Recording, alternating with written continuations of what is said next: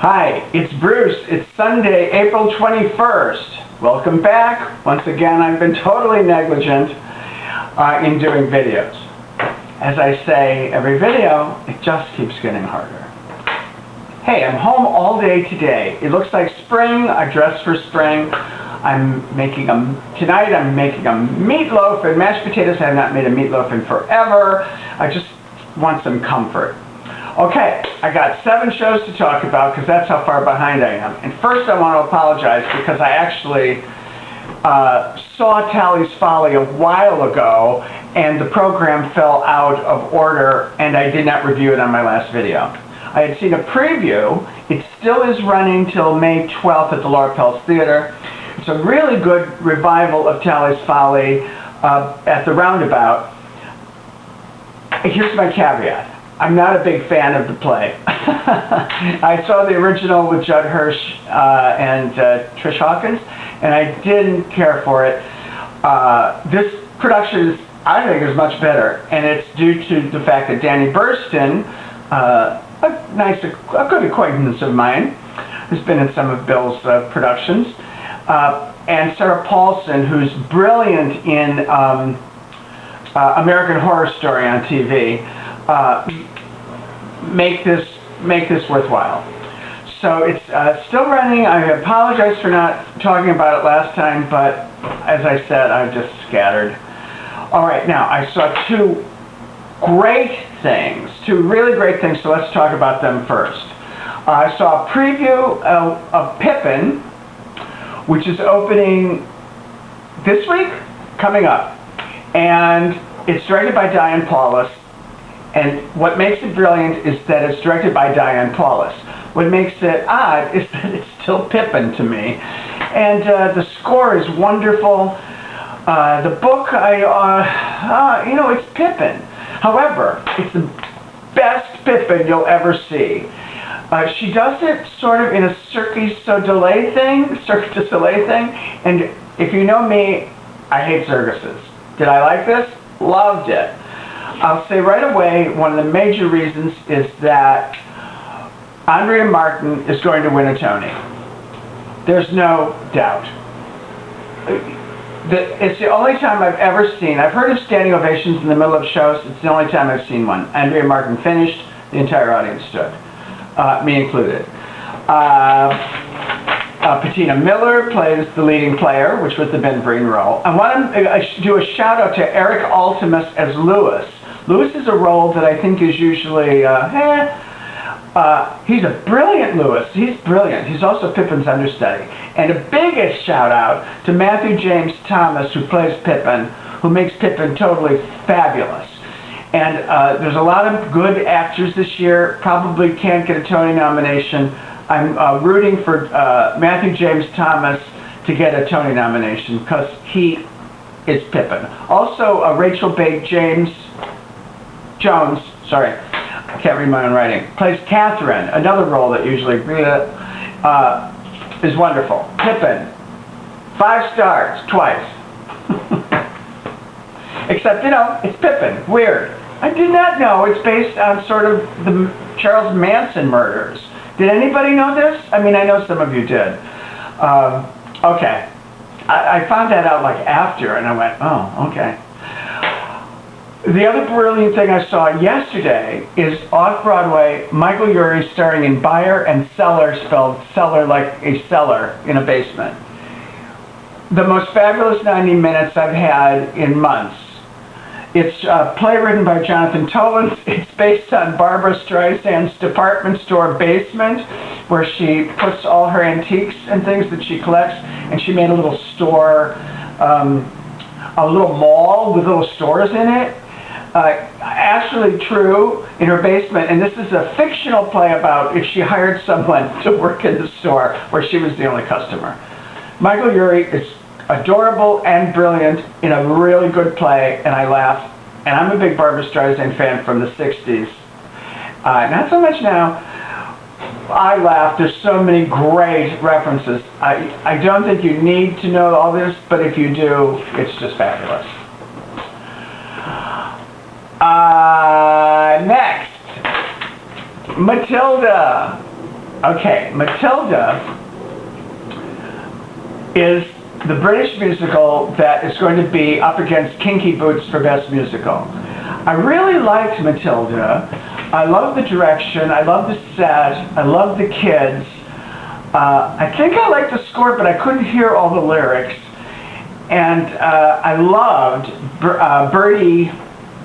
He plays the headmistress, and he's a man. Oh, and I should know, Bertie Carvel? Yes, Bertie Carvel, I thought it was just brilliant.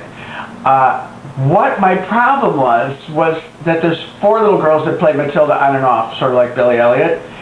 And we saw Una Lawrence, and honest to God, we could not understand half of what came out of her mouth. It's the British accent, the high-pitched voice of a young girl, and sort of the shouting. She tells stories, and they were going over our heads. Both me and Bill had a hard time understanding what she was saying. All in all, I liked it a lot. I think I would have liked it better had I understood all of it. Obviously, I absorbed it and I got what it was about. But there's a big flaw in there, and I don't know how the other 3 girls are. So it and Kinky Boots are going to be vying for the Tonys, so we'll see. I have heard other critics say that they didn't understand some of the lyrics and dialogue of the girls. All right, a very good play at Lincoln Center at the Mitzi Newhouse is Nikolai and the Others. It's a little talky. I call it almost Depardian, based on my hero Tom Stoppard. And it's by Richard Nelson. It's a historical fiction. But it's based on real people having dinner and spending a weekend together. Russian emigres, including George Balanchine, Igor Stravinsky, Nikolai Nabokov. All these artists come. And also the CIA is also investigating them because it's pre-Cold War. And so all this Russian stuff's going on. But the art and the ballet and the characters, I really liked it. The person I went with, not so much. I won't mention names. It stars Michael Cerveris, Blair Brown, John Glover in a great performance, and Alvin Epstein in a brilliant performance. It's 2 hours and 40 minutes. It's a little talky. I loved it. It's not everyone's cup of tea. It's Depardian. The Testament of Mary, starring the brilliant Fiona Shaw in a bravura performance as the Mother of God, Mary, while Jesus is hanging on the cross. That whole long tragic weekend for a mother, I'd say.